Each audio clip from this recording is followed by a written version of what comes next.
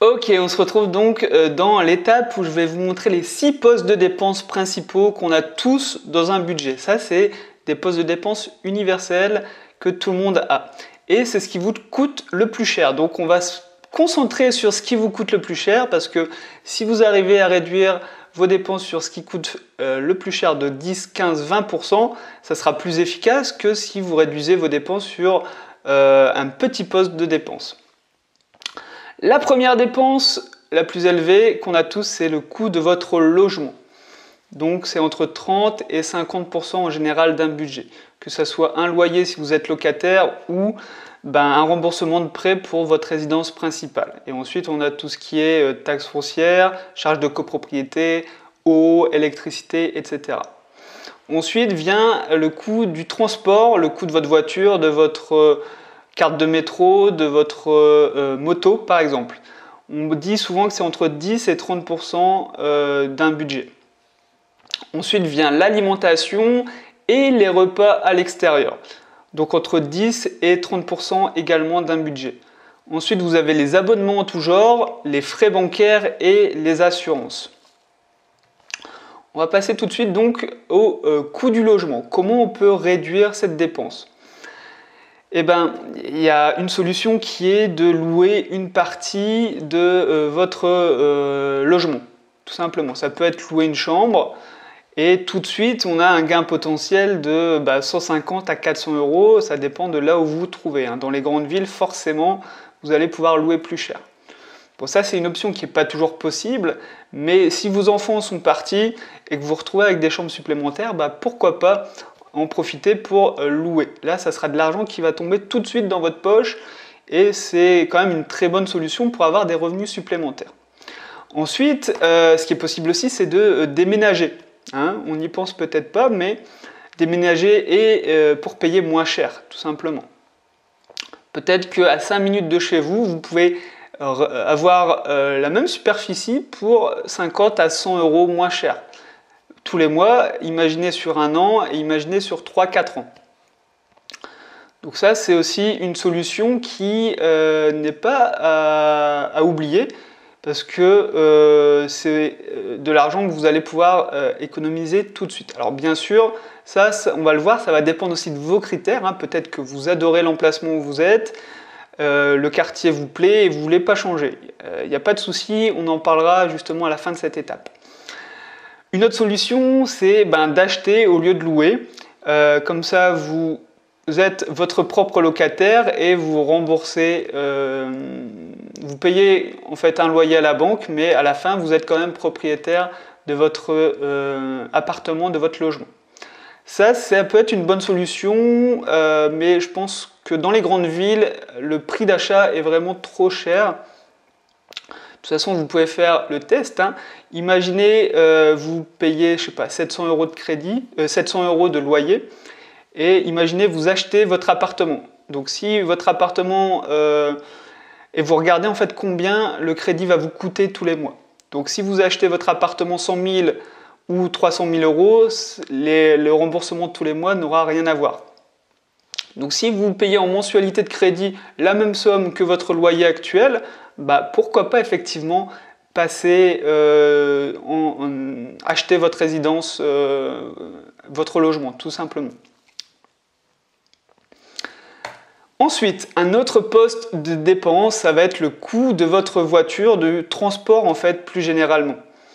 Donc là, on conseille, ce que je peux vous donner, ça va être de garder vraiment votre véhicule le plus longtemps possible.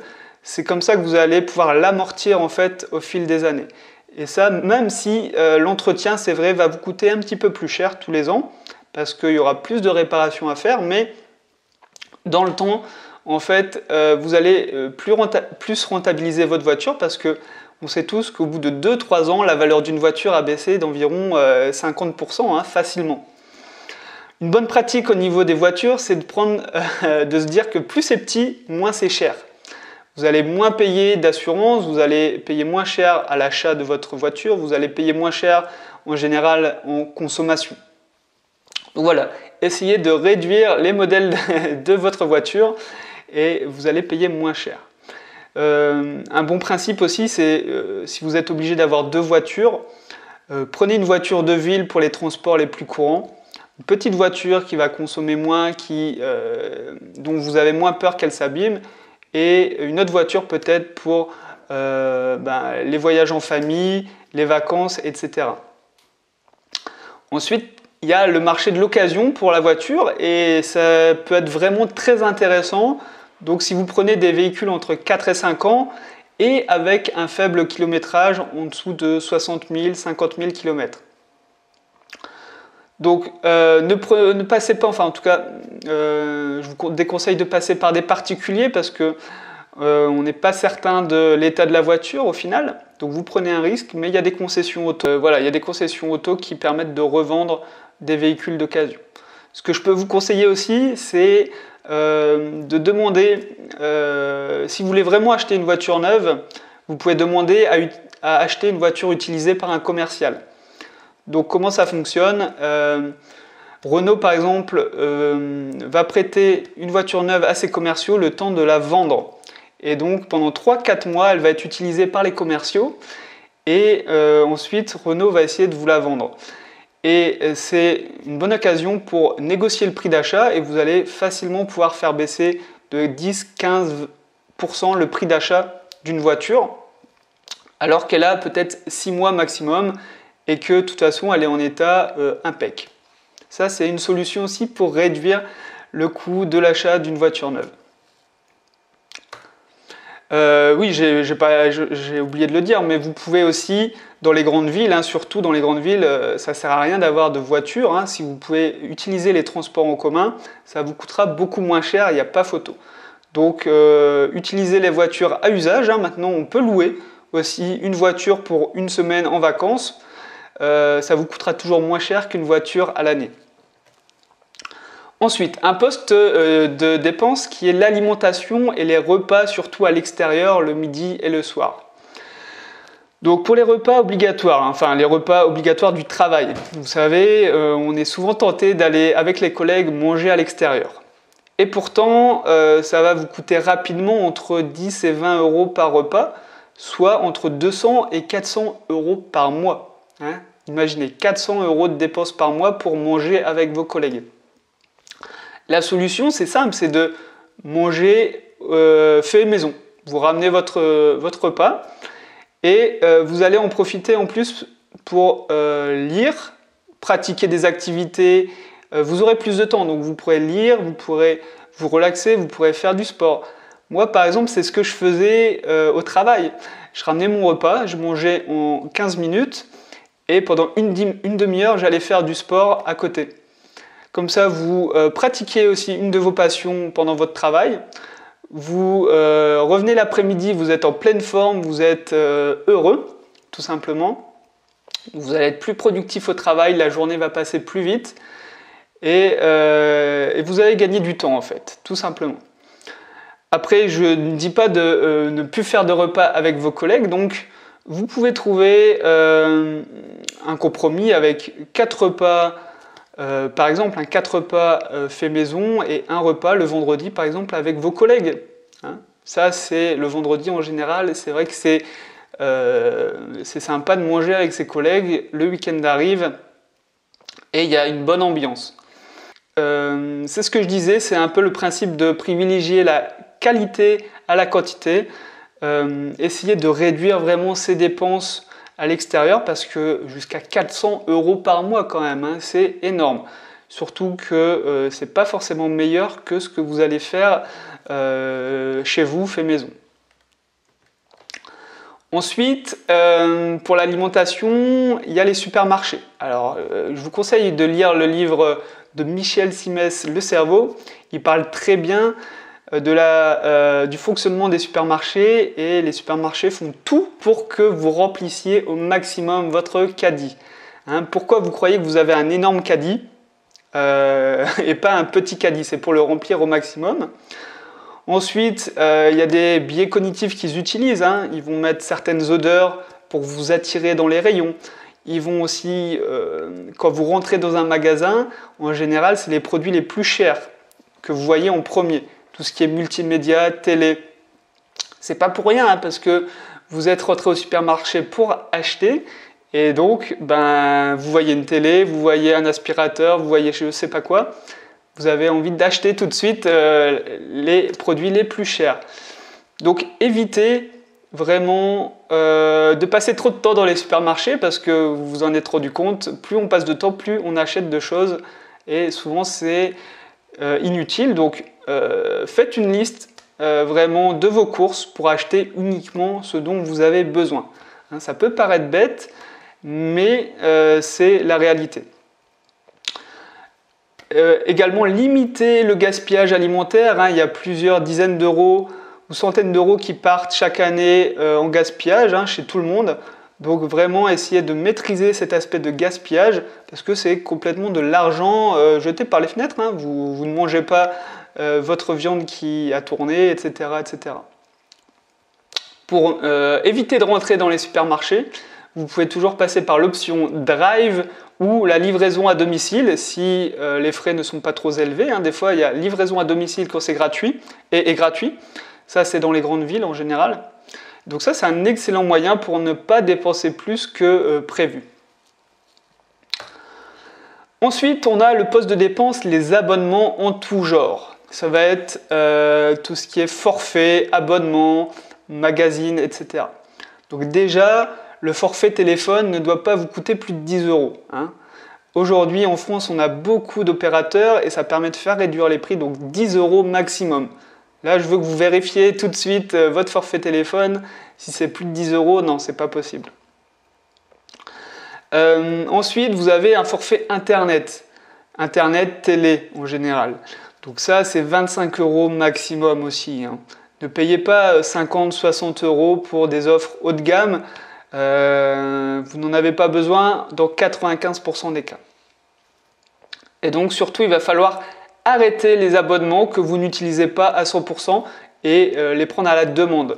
Par exemple, la carte cinéma, l'abonnement au magazine, l'abonnement à un club de sport, l'abonnement à des chaînes de télé. Tous ces types d'abonnements, en général, ceux que vous n'utilisez pas, et vous savez très bien lesquels vous n'utilisez pas. Ça peut être aussi des applications mobiles, Spotify, des choses comme ça. Si vous n'utilisez qu'une fois par mois, honnêtement, ça ne vaut pas le coup de dépenser 10 euros par mois, parce que 10 euros par mois x 12, ça fait quand même 120 euros à la fin de l'année. Donc potentiellement, vous pouvez économiser jusqu'à 200 à 500 euros par an. Ensuite, vous avez les frais bancaires. Très important, donc on n'y fait pas très attention, mais les frais bancaires peuvent être très élevés. Donc il vous faut payer au maximum 60 euros par an. Regardez vos frais, que ce soit pour un compte bancaire ou une carte bleue, ça doit être 60 euros maximum. Si ce n'est pas le cas, essayez de négocier vos frais. Alors c'est vrai que négocier pour 100, 150 euros, des fois ça peut, ça peut vous emmerder tout simplement. Donc le plus simple parfois c'est changer de banque. C'est la solution radicale mais la plus efficace en général, de ne pas se prendre la tête pour 100, 150 euros. Et vous passez par une banque en ligne et vous avez une carte bleue gratuite et un compte complètement gratuit. J'en parlerai de toute façon dans le module suivant où je vous parle de toutes les banques et tous les comptes à avoir. En plus, les banques ils proposent un système de mobilité bancaire, c'est-à-dire que tous vos prélèvements, tous vos virements automatiques vont être conservés dans votre nouvelle banque. Et donc, vous n'avez rien à faire. Et là, facilement, si vous avez des anciens contrats de banque, vous pouvez économiser jusqu'à 200 euros par an. Ensuite, un autre poste de dépense, ce sont les assurances. Et là, il n'y a pas de secret, il va falloir faire jouer la concurrence grâce à un comparateur d'assurance. La bonne pratique, c'est de retourner voir son assurance tous les 2 ou 3 ans avec des offres concurrentes et de leur demander de s'aligner tout simplement sur le prix, sinon vous changez d'assurance. Donc les assurances principales que vous avez, ça va être l'assurance habitation et l'assurance auto par exemple. L'assurance d'un prêt immobilier aussi, ça aussi ça se négocie, et l'assurance santé, votre mutuelle. Tout ça sont des éléments à négocier, ça va vous demander un petit peu plus d'efforts pour obtenir des devis, demander à réduire votre contrat actuel, mais ça peut quand même valoir le coup de prendre une petite journée pour tous les 3 ans checker nos postes d'assurance et réduire ces frais-là. Donc, l'exercice à faire, parmi un des 6 postes de dépenses que je vous ai présentés, choisissez-en un pour lequel vous ne voulez pas faire de compromis. Hein, ça va dépendre de vous. Peut-être que vous adorez manger des aliments bio ou des aliments de très bonne qualité. Donc le poste alimentation, vous n'allez pas céder dessus. Là, il n'y a pas de souci, hein, c'est important pour vous. Il n'y a pas de souci. Peut-être que vous adorez vous déplacer en voiture et que les transports en commun, c'est pas fait pour vous. Et bien là aussi, pas de souci. Vous gardez votre poste transport, vous n'y touchez pas. Par contre, ce que je vais vous demander, c'est d'en choisir un dont ça ne vous dérange pas de réduire les coûts. D'accord ? Choisissez-en un, ça va être aussi votre axe de travail. Et puis aussi les autres postes de dépenses à optimiser par rapport à vos convictions. Donc, par exemple, ça peut être, si vous aimez le confort ou tout ce qui est pratique, eh ben, vous avez envie de ne pas vous prendre la tête, vous avez envie que ça soit pratique. Vous n'avez pas envie de passer, je ne sais pas, par 3 trains différents pour aller quelque part. Donc vous préférez le TGV qui va vous coûter 2 fois plus cher. Bah, pourquoi pas ? Pourquoi pas, si c'est dans vos convictions, dans ce qui vous fait plaisir au quotidien, c'est important de respecter ça. Ensuite, le deuxième exercice dans cette étape, ça va être d'identifier du coup les montants de vos dépenses pour prendre conscience des économies possibles. Donc là, si vous ne l'avez pas encore fait, utilisez le fichier calculateur budget épargne mensuel. Si vous l'avez déjà complété, ça devrait être assez facile d'identifier tous les montants par poste de dépenses. Et maintenant, à vous de jouer. Par quel poste de dépenses allez-vous commencer cette semaine et la semaine prochaine ? Donc vous notez cette action dans votre agenda. Vous dites dans une semaine, je dois avoir un plan pour réduire mes dépenses, je ne sais pas, de cinéma. Je dois avoir un plan pour, je dois négocier tous mes contrats d'assurance. Dans 2 semaines, je dois changer mon forfait téléphonique parce que je paye 20 € et je peux avoir la même chose pour 10 €. Et moi, je vous dis à tout de suite dans la prochaine étape.